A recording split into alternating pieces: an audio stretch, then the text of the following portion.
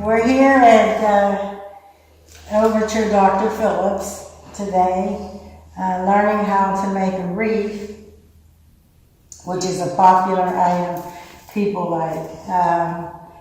What's nice about a wreath is that it can not only be used on the door, but you can maybe for Thanksgiving, you could make one using fall flowers, and in the center, you can put a basket of fruit, and it becomes a nice centerpiece for your table at Thanksgiving time.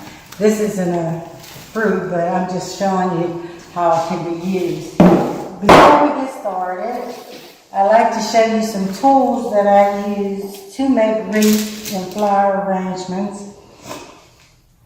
This is my favorite tool. You're going to use this more than anything, and it is a wire cutter. And I have one that's small, medium, and large. Small, medium, and large. Okay?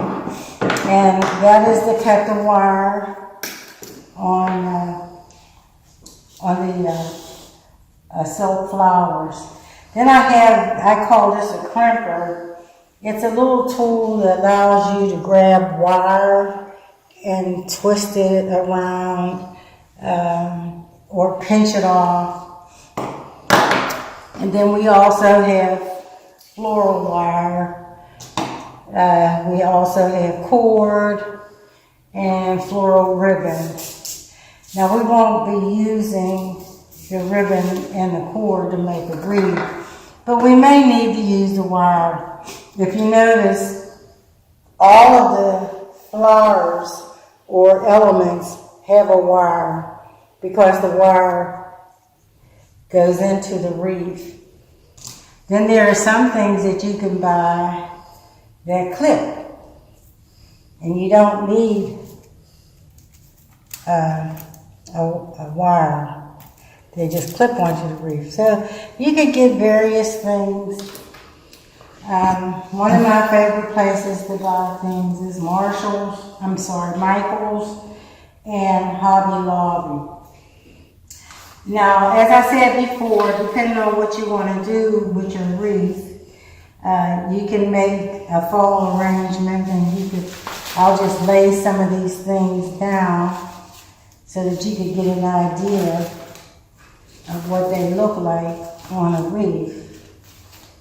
Make sure you get enough greenery, because greenery is like the foundation of your wreath. And the best thing to do is to lay all your greenery down in your wreath and then put all your elements on top of it. Okay, like I said, today we're going to work with these Christmas decorations that I had for a while.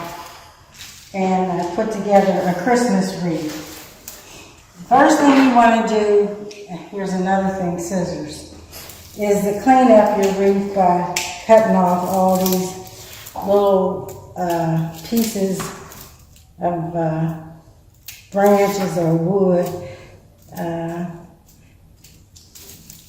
just to clean it up some. And when you try to decide really how you want your wreath to hang, because sometimes they're not a perfect circle, and you might like the way it hangs this way or like the way it hangs that way. So decide which way you want it to hang, and then you begin your design. Now we're not working with floral arrangements today, but here are some other items that you need if you want to do floral arrangements. You need a vase of some kind or a container. I've even used bowls from, my own cupboard, because I have too many dishes as it is. But inside the vase is something called raffia. And then this vase, this is natural, and this one is more green. So you decide which one you want to use. I used in this one natural. And what raffia basically does is it covers, and this one needs covered better. It covers the sponge, the dry sponge that you stick all the flowers in. Now, I didn't bring dry sponge, but I did bring styrofoam, which works just as good, but I think it's easier to work with the dry. You can see it from the bottom, the dry sponge, if you look closely. Okay, so if you want to do flower arrangements, you're going to need some glue or glue gun and wax. I don't know why they call it a glue gun because it's really a hot wax gun. And that's basically used for flower arrangements. You can also use it to put your wreath together, but basically when you put your wreath together, you're going to just work off of the stem that's there. You're going to punch it through somewhere. It's going to come out the other end somewhere, and then you can take it and cut it or turn it back in, tie it off like so. If you think you're going to use these berries on another thing, it might be best just to tie it off. So this is the back of your wreath that doesn't show, and this would be the front where you put the berries. So let's get started. I usually like to start with the greens. And I'm just going to do, if any of your flowers come apart, they can all be put back in. Because they all have, like they come together. See, like that. So don't worry about them separating. And if they separate too much, you always have the option of using your glue gun. So let's get started with the greens. And what has the most greens here is the poinsettia. So I'm going to take I took some of the leaves off of the poinsettia. And I'm just going to work it into the wood, and in a case like this, I would glue it in, and then I would take the poinsettia and put it here. But I'm not going to start the glue gun just for this, so let's just take some that already have leaves. So you have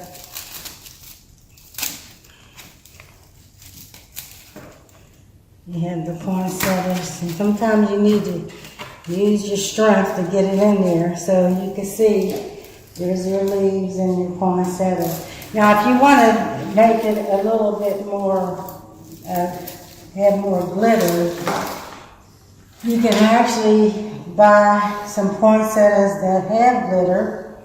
You could either take the petal off and put one or two around it, or you could take a whole poinsettia and stick it in with I think I like it with some green. Stick it in with the gold. And then you can put those two together. So let's clip this on. This is nice because it has a clip. Put that on here. And we can put the poinsettia down in it, and it looks sort of like this. And don't be afraid to push these things because the wood sometimes, here you go. Now I'll put the poinsettias in the gold accent, and we can begin adding berries.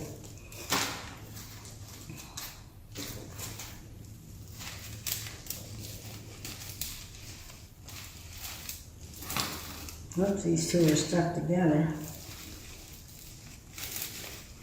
And if you want the berries to lay down,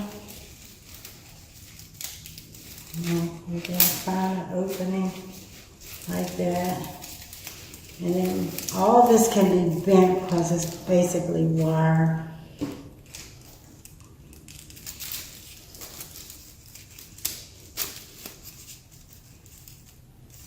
Okay.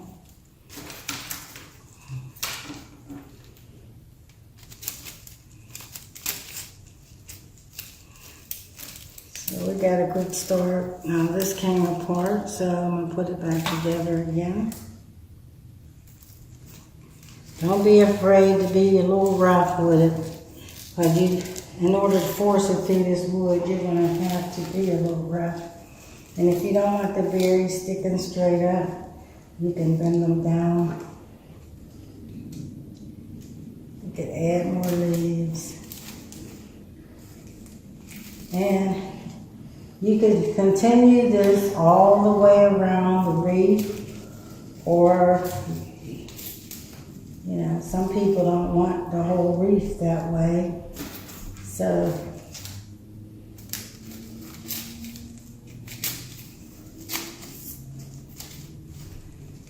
push them down. In the back, you can see where it's all unfinished. You can go back here later and tie them off, tuck them in, cut them off, whatever you like to do. I'm not bothering with the back today because I'm just doing this one for demonstration, and I may want to do something else with it. But that's basically how it goes. You can go all the way around. You can add a different greenery.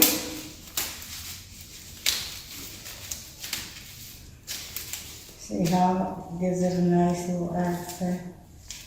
You can add more gold. You can actually put some cones in there. I'm just using what I have available, but when you go to do your wreath, you may want to buy certain things. I do like these silver leaf greenery. They give it a softer touch. You can put a ribbon at the bottom, a ribbon at the top. You can stop right here, or like I said, you can go all the way around. And this is basically what you end up with.